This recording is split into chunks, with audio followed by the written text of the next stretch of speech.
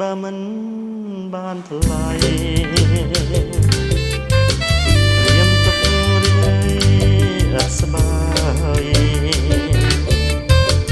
រៀមរូបប្រចាំចម្លាយថាអូននឹងឆ្លើយយ៉ាងណា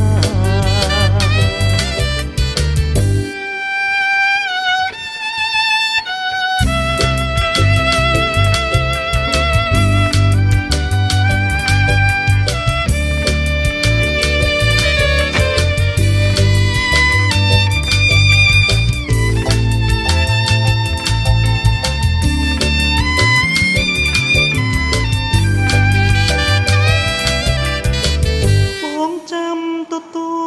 លចម្លើយដែលអូននឹងឆ្លើយមកបងសូមអាណិតមកដល់ចិត្តរៀមផងដែលខំកេងសងបងលើរូបស្រីយូរហើយជានេះបើមិនបានថ្លៃ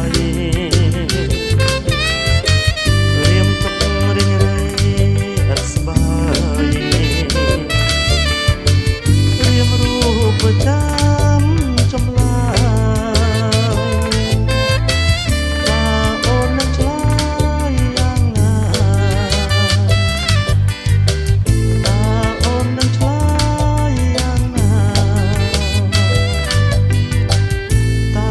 អូននឹងឆ្លើយយ៉ាង